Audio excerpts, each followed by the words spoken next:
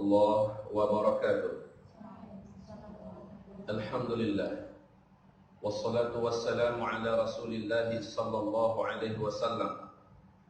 Rabbi shrah li sadri wa yassir li amri wahlul 'uqdatam min lisani yafqahu qawli wa ba'du. Ibadallah, Ustaz Ahmad yang semoga dijaga dan dilindungi oleh Allah Subhanahu wa taala dan diberikan segala kebaikan yang kita tahu dan yang kita tidak tahu. Seluruh akhwat, para penuntut ilmu dan para penghafal Al-Qur'an yang semoga dimuliakan, dicintai oleh Allah Subhanahu wa taala. Amin. Puji dan syukur kita kepada Allah Subhanahu wa taala, salawat dan salam kita untuk kekasih Allah Muhammad sallallahu alaihi wasallam. Wahai para akhwat, calon-calon hafizatul Quran dan keluarga Allah di bumi ini yang semoga kami dan kita semua dimuliakan oleh Allah. Di dalam Al-Quran, Allah Subhanahu wa taala berfirman, surat An-Nur ayat 55, dan ini adalah janji yang pasti akan Allah tepati. A'udzu billahi minasyaitonir rajim. Wa'adallahu alladhina amanu minkum وعد الله الذين آمنوا منكم وعملوا الصالحات لا يستخلفنهم في الأرض كما استخلف الذين من قبلهم ولا يمكنن لهم دينهم الذي ارتضى لهم ولا يبدلنهم من بعد خوفهم أمنا يعبدونني لا يشركون بي شيئا ومن كفر بعد ذلك فأولئك هم الفاسقون.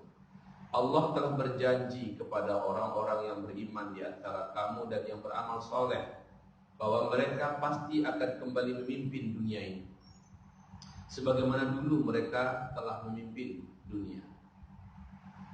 Dan Allah akan kokohkan agamanya yang ia ridhoi ini, dan Allah akan ganti semua rasa takut di dalam dada orang-orang yang beriman dengan rasa ketenangan.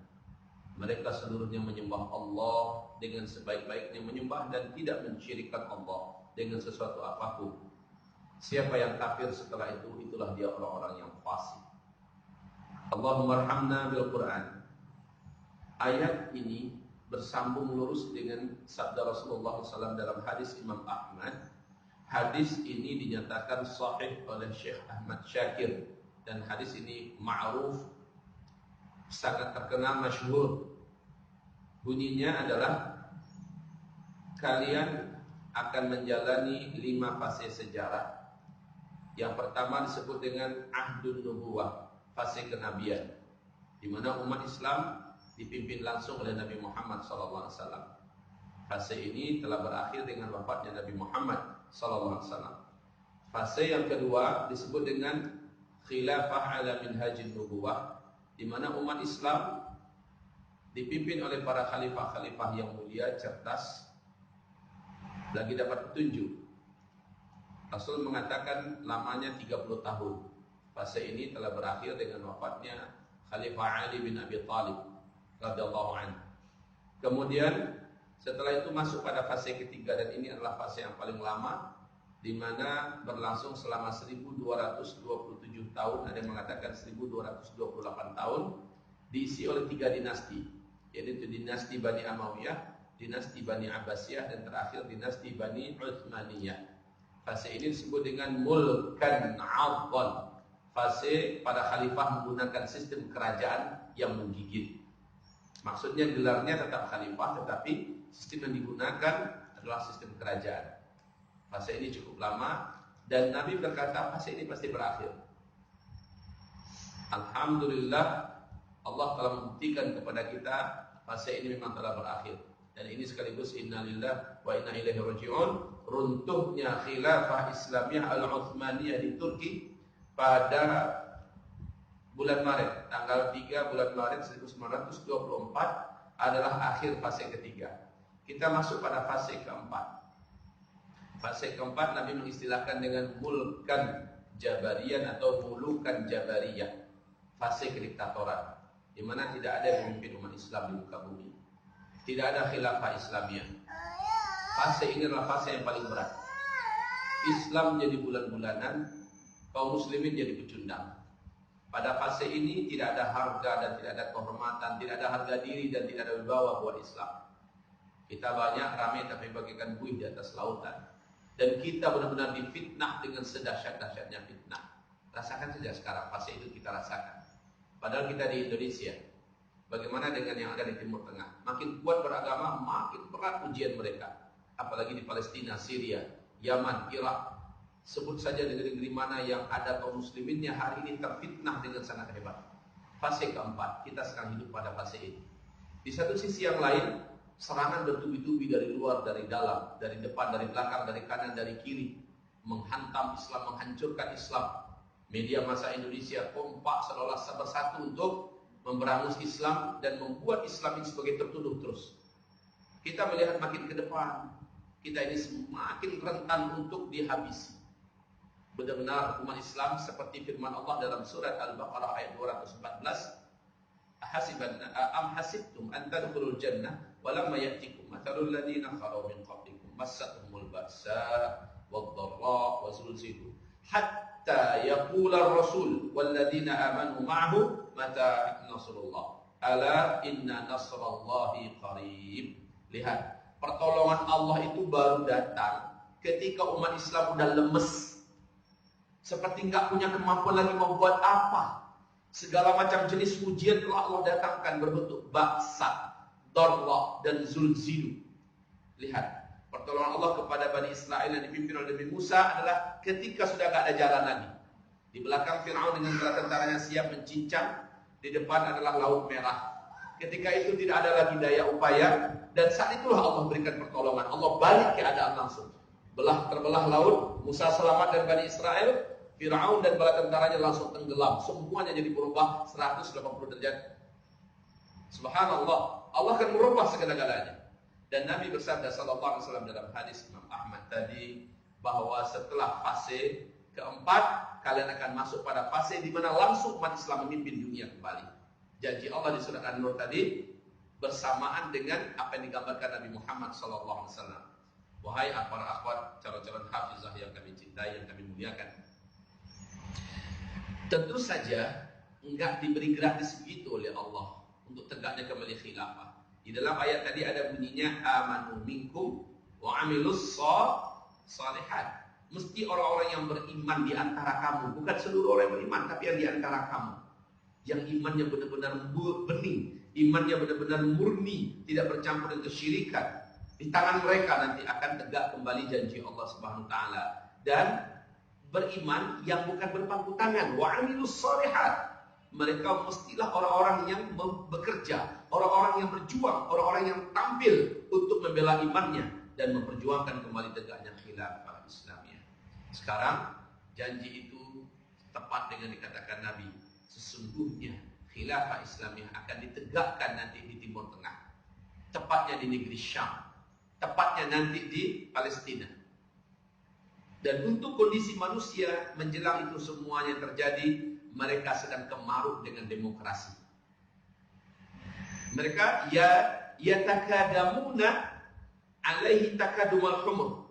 Manusia sedang berlomba-lomba, berpacu-pacu untuk memperebutkan kekuasaan dan jabatan. Fa'alaikum birriba. Saat itu sudah datang masanya, masa-masa demokrasi. Fa'alaikum birriba. Kamu ketika itu wajib riba. Fa'alaikum bil jihad, fa'alaikum bil jihad. Kamu wajib berjihad. Jihad ini bisa dilapangkan maknanya. Oh Ustaz, dakwah juga jihad, menuntut ilmu juga jihad, secara ekonomi memperjuangkan ekonomi Islam juga jihad. Terlalu liar maknanya jadinya.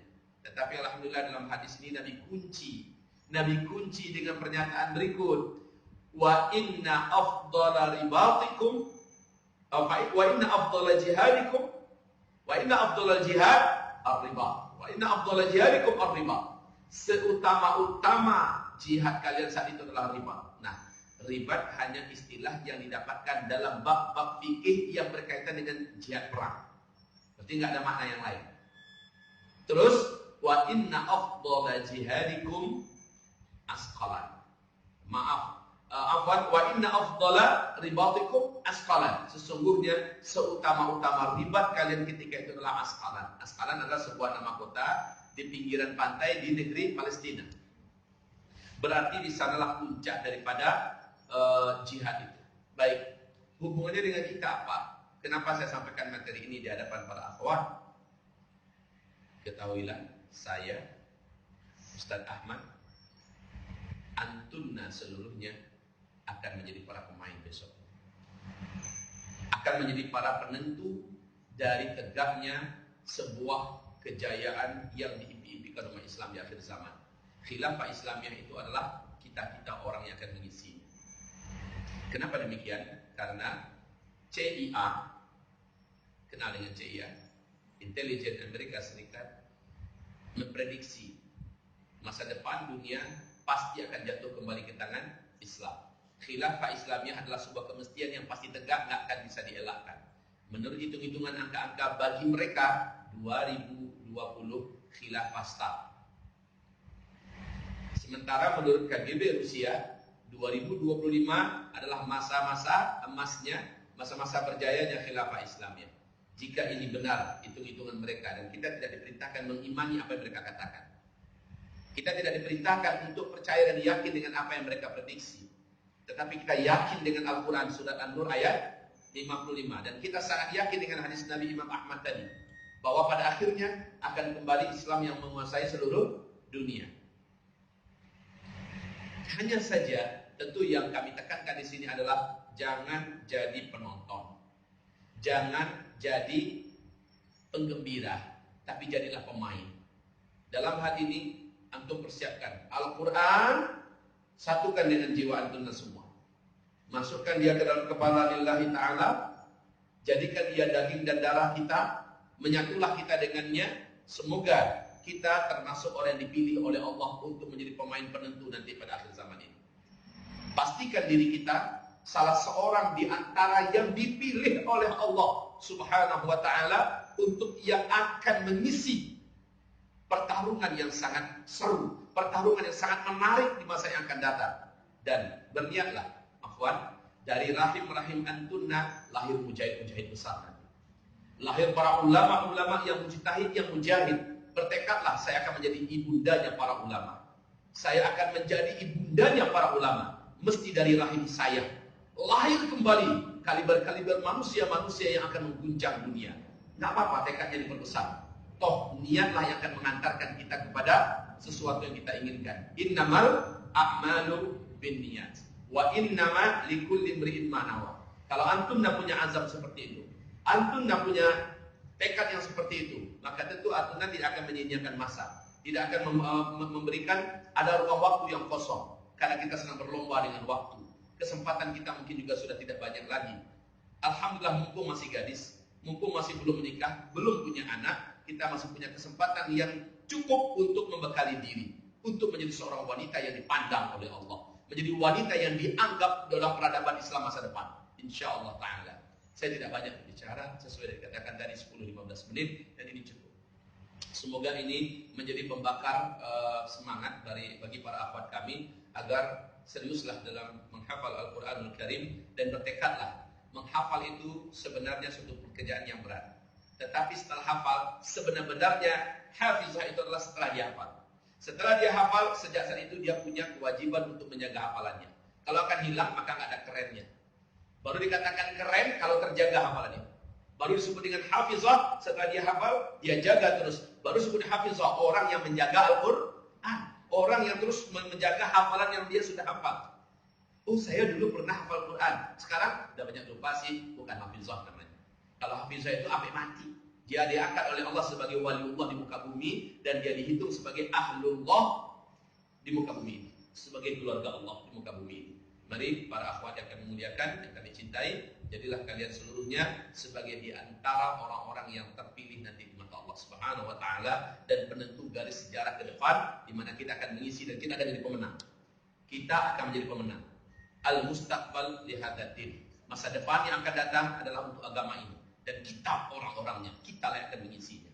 Demikian saja dari saya. Yang benar hanyalah dari Allah dan dari Rasulnya. Dan jazakumullah khair kepada Ustaz Ahmad yang tiba-tiba nodong saya, minta agar menyampaikan tausiah singkat ini di hadapan akhwat seluruhnya. Tapi ini rezeki buat saya, dan rezeki juga buat antum seluruhnya. Kita bisa bertemu dan kita bisa saling menyatukan ruh kita untuk kepentingan agama Allah Subhanahu wa ta'ala. Subhanakallahumma bihamdika asyhadu an la ilaha illa anta astaghfiruka wa atubu ilaik. Assalamualaikum warahmatullahi wabarakatuh.